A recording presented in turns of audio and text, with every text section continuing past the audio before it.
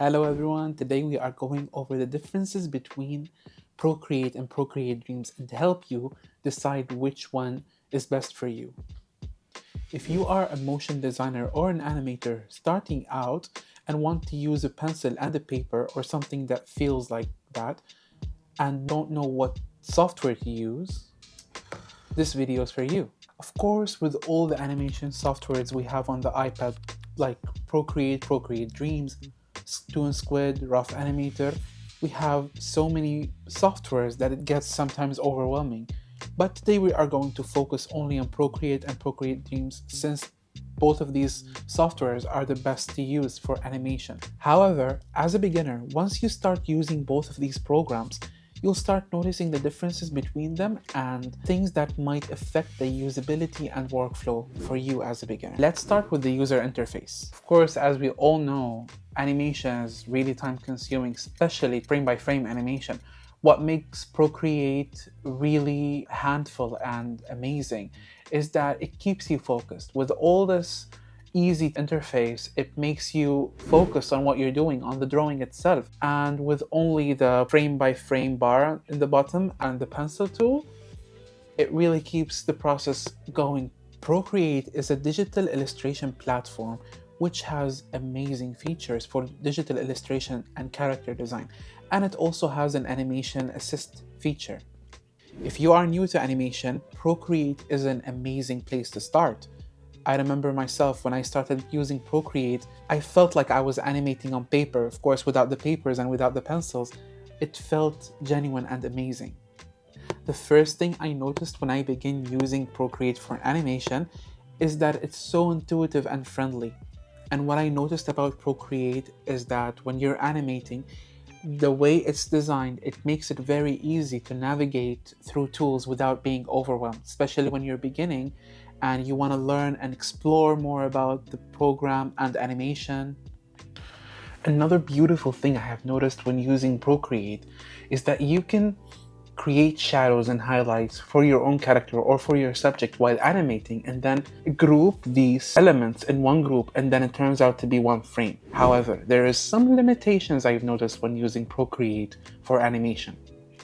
The limitations I have noticed while using Procreate for animation, even though it's an amazing animation program, is that it doesn't have much of advanced effects. This is where Procreate Dreams come and fills the gap. Procreate Dreams offer multiple animation features such as frame by frame, keyframe animation, and live animation. What I like about Procreate Dreams is the timeline. Once you start animating, if you notice that some subjects needs more time or less time, you can just edit the timeline of these subjects or these characters using only your fingers. This has personally offered me a lot of opportunity to learn and to edit my subjects really easily without having to worry about other subjects being affected. Procreate Dreams has a very steep learning curve and it has a lot of features, a lot of tools, and it's amazing, but it has its own learning curve. So for beginners, using Procreate in the beginning of your journey would be a much more comfortable experience, and yet it will allow you to learn more on the long run. Like for example, you might not know how to draw in the beginning, so Procreate offers you tools that will allow you to level up your drawing experience and your drawing skills. It has the lasso tool, the live editing tools where you can just edit whatever you created without having to worry about other frames. If you are new to animation, I believe Procreate will win this round because it has a very intuitive and friendly interface. Now we're going to talk about the tools and features. Although Procreate and Procreate Dreams come from the same family that designed both programs, they have very similar interfaces, but also their tool sets are quite different. By default, Procreate is a digital illustration platform. The Procreate team has added the animation feature recently to allow people to animate. To animate on Procreate, you need to go to Actions on the top right of your iPad and then go to Animation Assist. Once you turn it on, the animation timeline will come from the bottom of the screen. Once you have activated the animation assist on Procreate, you will have the timeline at the bottom, allowing you to take control over your frame rate, onion skinning, and animation frames.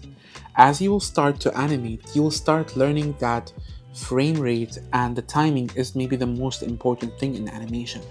And Procreate makes it very easy for us to adjust our timing when creating animations. You can adjust the timing of a frame by pressing on a certain frame and adjusting the time. What I'm trying to say is this very intuitive interface has really allowed me to focus more on the work itself and not on the learning curve. And this is really good for beginners. Of course, you may know that Procreate is a digital illustration platform, so you can create your backgrounds, storyboards, characters, props, everything using Procreate. There's no hassle, so you can do everything using only one application. Honestly, I found it really hard sometimes to actually draw on Procreate Dreams, since it lacks something very important you as an artist will need, which is the lasso tool. Very advanced features for illustration. And another thing I have noticed while editing my timeline, of course, it has the multi-gesture editing, which makes it really easy to edit between frames. But when you have a lot of frames to draw on, it becomes really tiring. For beginners, I believe the tools in Procreate is going to be a dream, honestly. And Procreate Dreams can be used by you guys when you start understanding animation more and you have the skill set. If I were a beginner, this is how I would use Procreate and Procreate Dreams for different purposes. I will start with using Procreate for creating the props, backgrounds, characters, and the animation and the raw animation. Then I would transfer whatever I have created in Procreate to Procreate Dreams to add blur, music, sound effects, and everything that would make my animation come to life. The conclusion of this video is that Procreate is great for beginners, and Procreate Dreams is great for people who has a lot of experience in animation. If you are starting out with animation, start using Procreate, and when you get enough experience, start using Procreate Dreams for compositing and advanced editing. Which one do you prefer? Let me know in the comments below. If today's video gave you valuable insight to figure out which animation software to use for your next animation project, don't forget to subscribe to our channel. We will be sharing amazing tutorials and tips on 2D animation and storytelling. Thank you for watching, and I'll see you in the next video. Bye bye.